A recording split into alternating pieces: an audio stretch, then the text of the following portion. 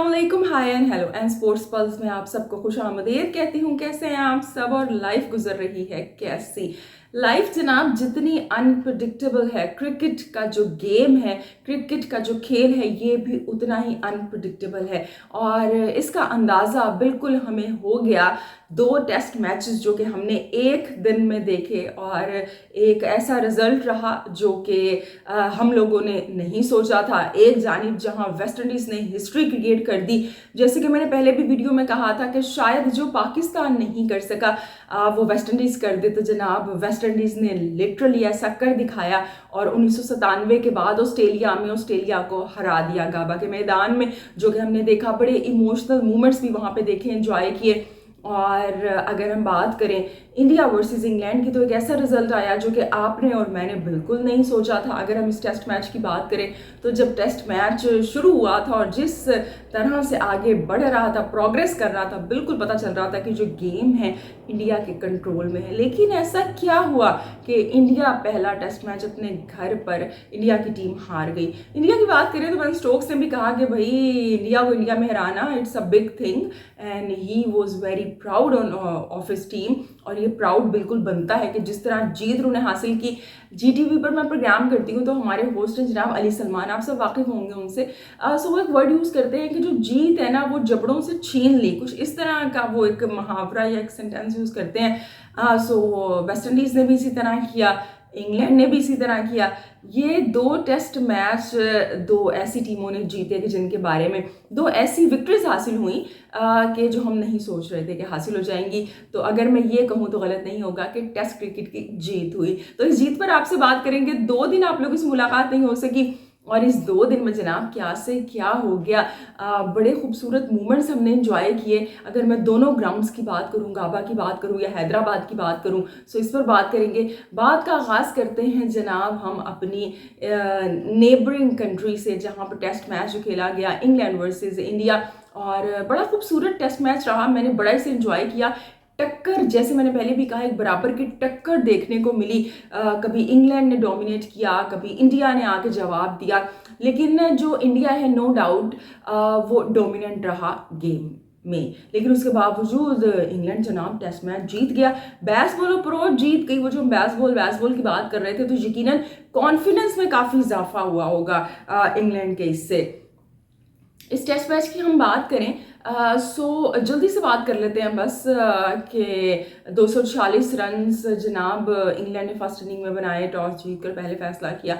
लेकिन इंडिया के जो बॉलर्स हैं वो छाए रहे इस टेस्ट मैच के अंदर। अगर हम देखें, अगर हम पहली इनिंग की इंग्लैंड की बात करें या दूसरी इनिंग की बात करें, ओली पॉप की एक अगर हम इनिंग निकाल दें, जो एक मिरेकुलस इनिंग रही उनकी, 88 पे कैच उनका ड्रॉप हुआ, और उसके बाद उन्होंने फिर जनाब 196 आई थिंक उन्होंने बनाए, और टीम को मुश्किल मरहले में से निकाल के एक उम्मीद की किरण उन्होंने टीम में जगा दी यकीनन, कि जिसे फिर बाकी टीम ने मिलकर पॉसिबल बनाया।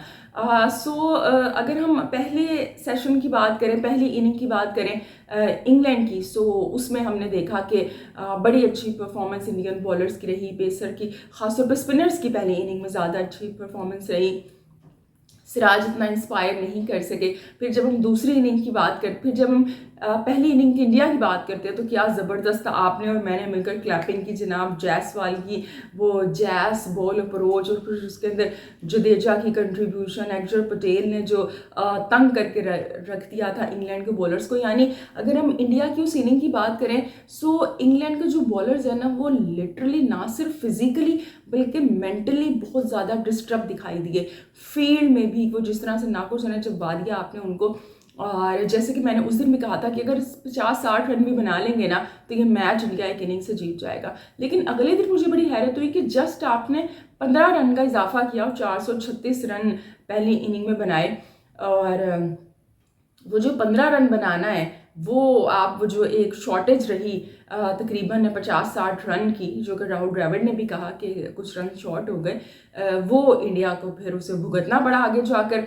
और कहीं ना कहीं इंडिया का मुझे ऐसा लगता है कि ओवर कॉन्फिडेंस भी उनके गले आया, क्योंकि हमें भी वो लग रहा था कि भाई मैच जीत रहे हैं, लेकिन जब तक आप जीत ना जाएं, क्रिकेट ऐसी अनप्रिडिक्टेबल गेम है, आपको यकीन नहीं करना चाहिए कि भाई आप जीत गए हैं।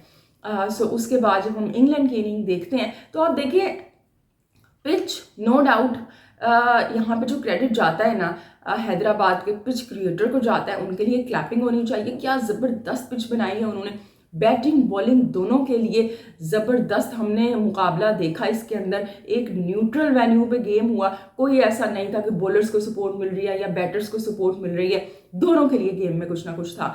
तो तीसरी इनिंग में जब तीसरे दिन का खेल था तो हमने देखा कि जो पिच है उसमें टर्न थोड़ा सा कम हुआ और इंग्लैंड ने उसके अंदर जब उस पर बैटिंग की सो उसके अंदर भी वो बल्लेबाज कामयाब हुए कि जिन्होंने पॉजिटिव खेला। आप देखें जो रूट हो गए, इवन बेन स्टोक्स हो गए या जोनी पेरिस्टो हो गए, जो शेल में जाके खेले ना वो आउट हो गए। सो यहाँ पे रेहान अहमद की बात करें या टॉम हार्टली की बात करें जिन्होंने बड़ा अच्छा साथ दिया और इनिंग्स को आगे बढ़ाया, और इस तरह से जनाब जो इंग्लैंड की टीम है वो एक बड़ा अच्छा उन्होंने स्कोर किया 400 प्लस का, और इंडिया को 431 का टारगेट दिया। ये इतना टारगेट था कि आई वॉज थिंकिंग कि जिस तरह की इंडिया की आप देखें बैटिंग है और जिस तरह परफॉर्म किया, एक दिन में 302 रन जिस टीम ने बना दिए उसके लिए 431 रन क्या है। लेकिन नहीं भाई, जो रोहित शर्मा ने शिकवा किया कि हम ये जो मैच अपनी बैटिंग से हारे, बिल्कुल सही कहा उन्होंने, क्योंकि इंडिया की जो टीम है वो ऐसे वो लगा कि वो अपने शेल में चले गए हैं। वो जब चेस की बारी आई तो वो पॉजिटिव क्रिकेट नहीं खेल सके रोहित शर्मा के अलावा।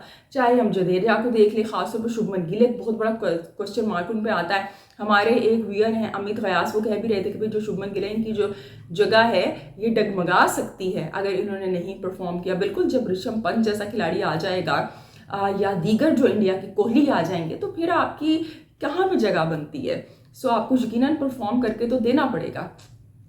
सो शुभमन गिल हो गए जो कि टोटल फेलियर रहे हैं इस पहले टेस्ट मैच के अंदर, या श्रेयस अय्यर जिनको हम स्पिन के खिलाफ बड़ा एडमायर करते हैं कि बड़ा अच्छा खेलते हैं। सो कोई भी अच्छी क्रिकेट नहीं खेल सका, पॉजिटिव क्रिकेट नहीं खेल सका, वैसी बैटिंग नहीं कर सके। और फिर जनाब इतनी अच्छी बातचीत चल रही थी आप लोगों से, बीच में आया भी कौन, पानी के टैंकर वाला। ये डिफेंस में कराची में ना पानी के बड़े मसले मसाइल हैं। बहरहाल सो उन मसले मसाइल की बात कर रहे हैं हम कि जिनको इंडिया ने फेस किया। सो पहले तो मुझे एक जो वजह मुझे ऐसे लगता है पहली इनिंग के अंदर आपका स्कोर 500 प्लस में जा सकता था, लेकिन यू जस्ट मेड 436। आपने अपनी विकेट्स थ्रो की, खिलाड़ी जम गए थे। हम जायसवाल की बात कर लें या केएल राहुल की बात कर लें, श्रेयस अय्यर की बात कर लें। सो विकेट्स खुद से आपने अपनी थ्रो की, और यहाँ पे इंग्लैंड की तारीफ भी बनती है कि ओली बॉब की बात करें तो एक पॉजिटिव इंटेंट दिखाई दिया, लकी भी रहे वो। लेकिन जो उनके साथ खिलाड़ी आए थे जिन्होंने उनका साथ दिया, खासतौर पर अगर हम उनकी टेल की बात करें, रेहान हो गए या टॉम हार्टली हो गए, उन्होंने बड़ा अच्छा खेला। और अगेन इंडिया की जो बैटिंग है वो फेल हो गई, हालांकि बड़ी ज़बरदस्त बैटिंग है, लेकिन जब तक आपकी पॉजिटिव इंटेंट नहीं होगी आप कैसे जीतोगे। और वही टॉम हार्टली के जिनकी हम बात कर रहे थे कि भाई जिन्होंने अपने करियर का आगाज़ ही जायसवाल के छक्के से किया था, और वो पहले दिन की अगर हम बात करें इंडिया की फर्स्ट इनिंग में इंडिया के जो बैटर्स थे उन्होंने जूस निकाल दिया था इंग्लैंड के बॉलर्स का, और वो ऐसे वो लग रहा था कि पता नहीं अब टॉम हार्टली के करियर के साथ क्या होगा, और बड़े ये कहीं ना कहीं डिस्करेज भी हो गए होंगे। लेकिन ये उनके कैप्टन की कैप्टनसी थी, उनका कॉन्फिडेंस देना था और उनको यूटिलाइज करना था। और अगर हम बात करें बेन स्टोक्स की तो he is a very good captain, और वो जिस तरह से उन्होंने फील्ड प्लेसमेंट की रिवर्स स्विंग को टैकल करने के लिए, जो कि रोहित शर्मा की जानिब से नहीं दिखाई दी। सो ये सारे मसले मसाइल रहे और ओवर कॉन्फिडेंस रहा कि जिसकी वजह से इंडिया ये मैच हार गया। तो आगे अब बात कह रहे हैं कि इंडिया रैंक टर्नर्स बनाएगा मैच को जीतने के लिए। सो लेट्स सी जनाब क्या होता है, रैंक टर्नर्स बनती हैं या नहीं बनती हैं। लेकिन ये जो सीरीज़ है ये बड़ी दिलचस्प होने वाली है, और हैदराबाद के क्राउड के लिए खासतौर पर क्लैपिंग है। क्या ज़बरदस्त क्लास का क्राउड है हैदराबाद का। I love those old spectators. आप ओडीआई वर्ल्ड कप के मैचेस देख लें, किस तरह से बड़े बड़े दिल वाले लोग हैं यार हैदराबाद के। वो जिस तरह से सपोर्ट कर रहे थे इंडिया के अलावा जब डिफरेंट टीम्स खेल रही थी, इवन पाकिस्तान के मैच में बड़ा सपोर्ट हुआ उन्हें यहाँ पे श्रीलंका के खिलाफ जब खेला था। और अब हम देखें कि अभी जब हमने ये जो टेस्ट मैच देखा कि जिसमें पता चल रहा था कि भाई 7 विकेटें गिर गई हैं इंडिया की और जीतने वाला है अब इंग्लैंड, उसके बावजूद वो जैसे कि स्पेक्टेटर्स जो थे वो सपोर्ट कर रहे थे, क्लैपिंग कर रहे थे, इंजॉय कर रहे थे। सो ये बड़ा एक ज़बरदस्त था। आर्मी के कुछ लोग आए हुए थे इंडिया के, उनकी बड़ी क्लैपिंग हो रही थी। एक वो आर्मी है जो कि मुझे ऐसी आ रही थी, एक इंडिया की आर्मी है जो कि स्पेक्टेटर्स के दरमियान जनाब वो नारे लगा रहे थे, एंजॉय कर रहे थे, और एक हमारी है कि जिनको हालात इस तरह के हो गए कि मना कर दिया गया भी पब्लिक में ना निकलना।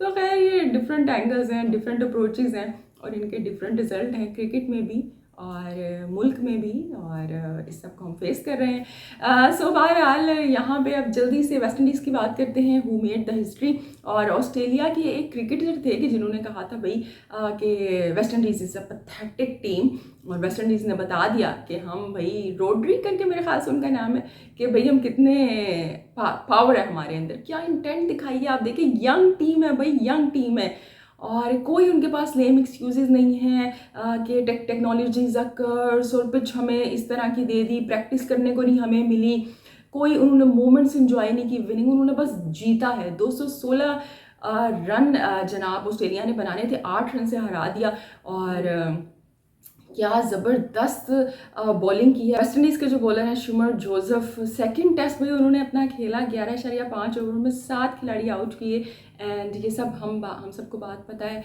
कि उनका जो टो था वो इंजर्ड था, और उन्होंने कहा कि नहीं भी मैं बॉलिंग करता रहूँगा जब तक ये सारे आउट नहीं हो जाते। एक वो इंटेंट है, और एक वो इंटेंट है कि जो टेस्ट क्रिकेट खेलने से मना कर देता है, उसी जगह आपकी टीम टेस्ट क्रिकेट खेल रही है और आप लीग खेल रहे हैं, वर्कलोड के बहाने बना रहे हैं आप। सो ऐसे में कौन जीतेगा फिर? जो अपने मुल्क के लिए खेलते हैं, पॉजिटिव अप्रोच के साथ खेलते हैं, इंटेंट के साथ खेलते हैं, वो जीतेंगे, या क्या बहानेबाज सेल्फिश लोग जीतेंगे? समझ गए होंगे आप लोग, मैं हारिस रऊफ की बात कर रही हूँ, और हारिस रऊफ जैसे बहुत से नाम क्रिकेट में मौजूद है। हारिस रऊफ का तो नाम एक पता चल गया ना, वो जो हफीज़ ने कहा था कि जनाब लीग क्रिकेट की ज़्यादा फिक्र थी खिलाड़ियों को, तो इसके अंदर हमारी मैनेजमेंट भी जिम्मेदार है। आपकी अप्रोच ही यही है जब चीज़ों को डील करने की, जिसने क्रिकेट को छोड़ा, टेस्ट क्रिकेट को आपने उसको रिवॉर्ड कर दी न्यूजीलैंड के खिलाफ सीरीज़, तो फिर यही रिजल्ट आएंगे हमारे सामने, और वेस्ट इंडीज़ की बिल्कुल तारीफ बनती है। उन्होंने हिस्ट्री क्रिएट की, और 1997 के बाद ऑस्ट्रेलिया को ऑस्ट्रेलिया में हराया, 2003 के बाद जी उन्होंने एक ओवरऑल विक्ट्री हासिल की टेस्ट में। सो बड़ा मुबारक हो वेस्ट इंडीज़ को, जिस तरह से अभी उनकी T20 सीरीज़ इंग्लैंड के ख़िलाफ़ रही, या अभी वो जिस तरह परफॉर्म कर रहे हैं एक यंग टीम के साथ। सो मुझे ऐसे वो लगता है कि वेस्ट इंडीज़ अब कम बैक करेगी, और बड़ा अच्छा कम बैक करेगी। ऐसी टीम है कि जिसके पास बड़े बड़े महंगे कॉन्ट्रैक्ट नहीं है, पीसीबी जैसा अमीर बोर्ड नहीं है, वर्ल्ड नंबर 2 नहीं है, लेकिन उसके बावजूद they did it and they made the history. बड़े इमोशनल मोमेंट्स हमने देखे कमेंट्री बॉक्स में, ग्राउंड में। सो वेस्ट इंडीज़ के जितने फैंस हैं उन्हें मुबारक हो, बल्कि टेस्ट क्रिकेट के जितने फैंस हैं उन्हें मुबारक हो, क्योंकि ये टेस्ट क्रिकेट की जीत हुई है।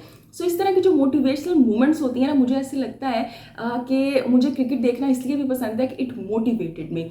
चाहे आप ऑस्ट्रेलिया की वो मैक्सवेल की इनिंग की बात कर लें, या ये जो सुपर ओवर खेला गया अफगानिस्तान वर्सेस इंडिया के दरमियान इसकी बात कर लें, या जो इस तरह के मूवमेंट्स अभी इंग्लैंड ने जब पाकिस्तान को हराई थी, घर में आए थे और तीनों के तीनों टेस्ट सीरीज जीत के गए थे अपनी विल की वजह से, प्लानिंग की वजह से। या अभी ये जो इंग्लैंड ने इंडिया को हराया इसकी बात कर लें, या ये जो वेस्ट इंडीज़ ने जीत हासिल की है। सो ये जो स्पोर्ट्स की बात है ना, मोटिवेशन मिलती है आपको एक पॉजिटिव अप्रोच मिलती है लाइफ के अंदर, कि जब तक आप हिम्मत नहीं हारते ना, जब तक आप खुद ना हार जाएं, कोई आपको हरा नहीं सकता। बल्कि टेनिस के वो डबल्स के अंदर वो जीते हैं, नाम उनका बड़ा अच्छा सा मैं भूल गई हूँ, और जिन्होंने 18 साल बाद मुसलसल कोशिश करते रहे हैं, at the age of 44 I think he made it, और he made his dream come true. So ये बड़ी बात होती है, इस तरह की जो लाइक स्टोरीज होती हैं, ये मुझे ऐसा लगता है हम अपनी पर्सनल लाइफ में इससे बड़ा कुछ सीखते हैं। तो जी अब जो नेक्स्ट टेस्ट मैच है इसके लिए बेस्ट ऑफ लक है इंडिया को और इंग्लैंड को, दोनों को। और जडेजा के बारे में सुना जा रहा है क्योंकि वो कुछ ना कुछ एक इंजरी कैरी भी कर रहे हैं हैमस्ट्रिंग की, सो वो शायद नहीं खेलेंगे, उनकी जगह कुलदीप खेलेंगे, तो कुलदीप के लिए बड़ी अपॉर्चुनिटी है। और इसके अलावा अब ODI सीरीज़ जो कि फैब से शुरू हो रही है, ऑस्ट्रेलिया वर्सेस वेस्ट इंडीज़, ये बड़ी दिलचस्प हो गई है। मज़ीद इसमें वो क्या कहेंगे ना, एक्साइटमेंट का लेवल आएगा अब, क्योंकि एक जो जीत है वो ताकत फराहम कर देती है, नो डाउट। तो जी अब आपसे कल मुलाकात होगी, अपना ढेर सारा ख्याल रखिएगा, हंसते मुस्कुराते रहिएगा, क्योंकि आप मुस्कुराते हुए बहुत अच्छे लगते हैं। अल्लाह निगहबान।